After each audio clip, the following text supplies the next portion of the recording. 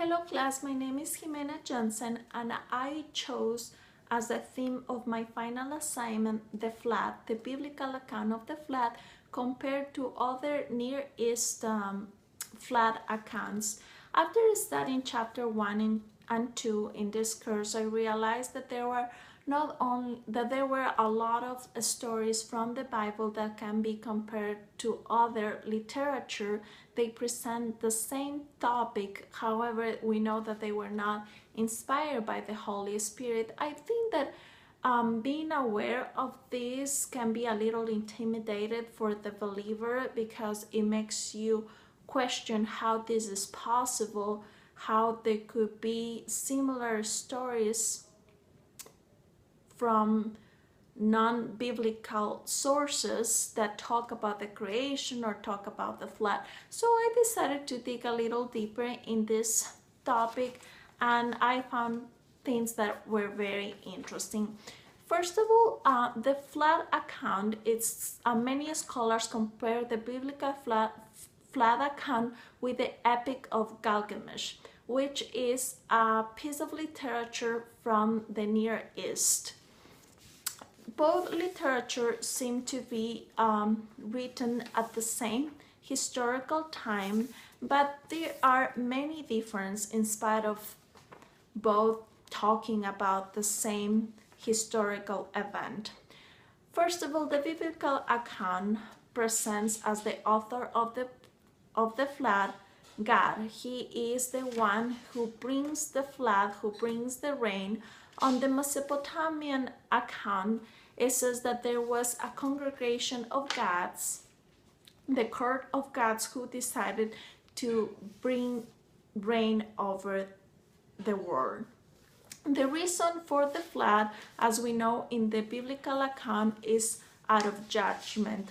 The heart of man was so evil, every thought of man was evil, and God decided to judge the people on earth, and he decided that judgment will come by water. He decided to destroy every human being, every creature, every bird, everything.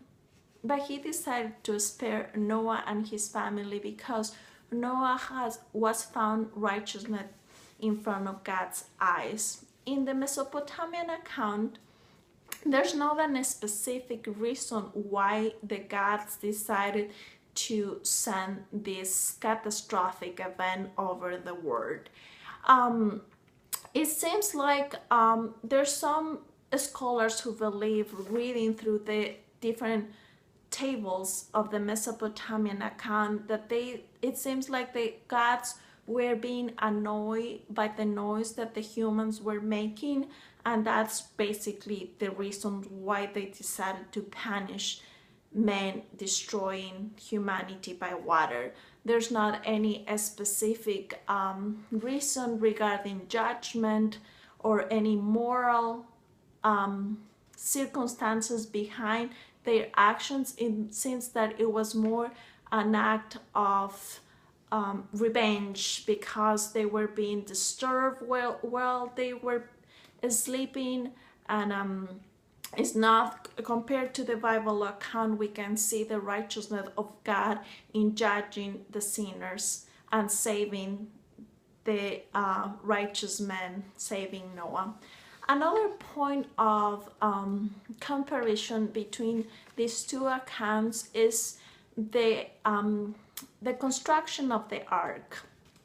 The biblical account has very specific details of how the ark needed to be built by Noah.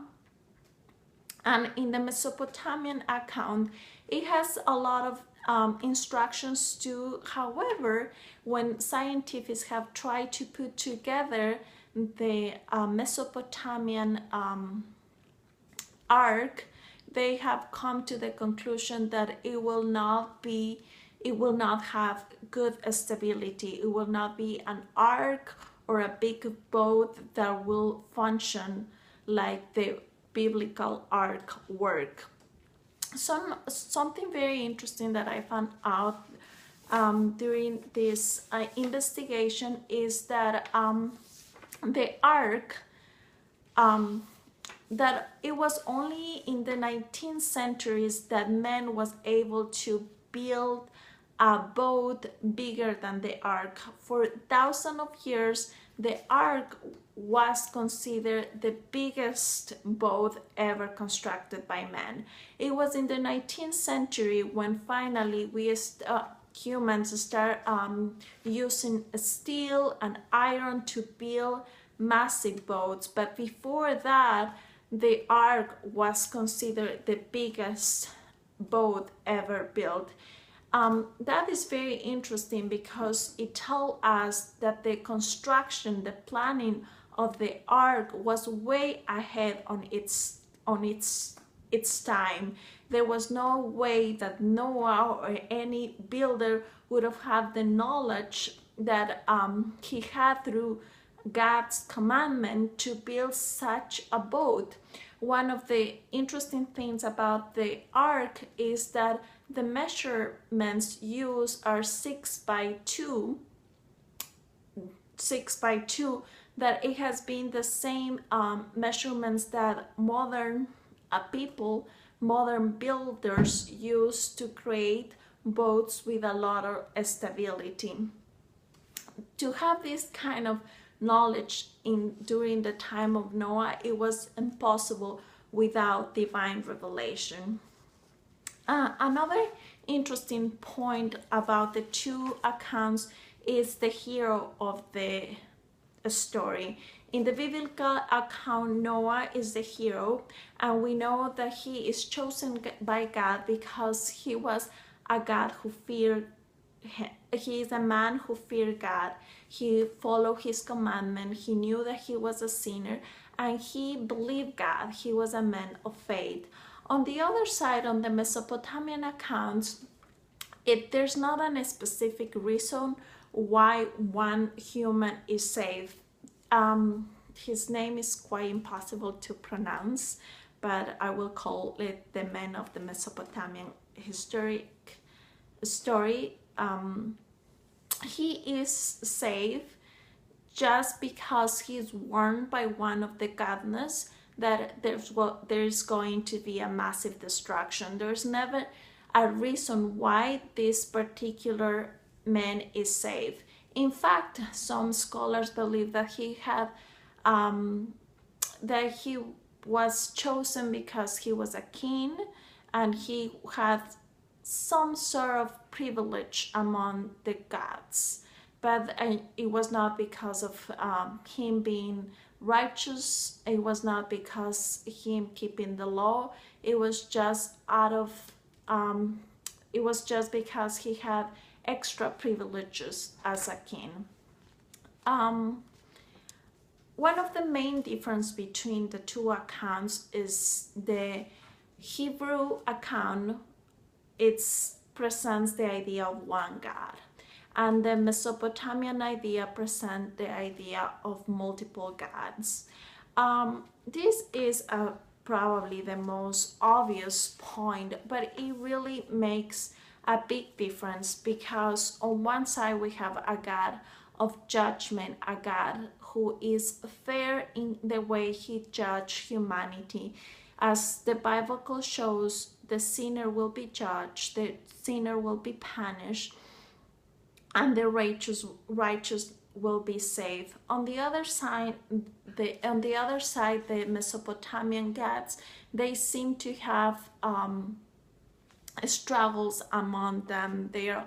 It seems that they are fighting, and there's not a reason specific why they decided to do the things that they do. It seems that they have flaws as any other human being. But how is this topic, how is this transcended for us as the new believers? We know as believers that the Bible is inspired by God. We believe that is the truth. But how do we do when we have these other pieces of literature showing to us? I think that it's very important to dig deeper and to see that in spite of the fact that there could be pieces that can be similar to the biblical account, I think that the transcendent value of the biblical is what makes the biblical flat account completely different from any other account. The other just becomes a piece of literature. However, the biblical account is the Word of God, and it has the power of transforming our life. In Hebrew 11:7, it says that it was by faith that Noah built a large boat to save his family from the flood. He obeyed God, who warned him about things that have never happened before. By his faith, Noah condemned the rest of the world, and he received the righteousness that came by faith. I believe that Noah is a great example of faith, because building such a massive boat at that time, I'm sure that it looked like a very crazy idea. It had never rained over the earth, so not only he needed to believe God that he was going to save his family, but he also needed to obey in spite of the fact that he had never seen something like that happen in the past. And it was by faith that he saved his family and saved himself too. And that has not changed for us as believers. It is only by faith that we are saved. And now we have the ark, the new ark of the covenant, and our ark is Christ, and it's only through him that we are saved. Thank you very much, and I hope that you all enjoy my presentation.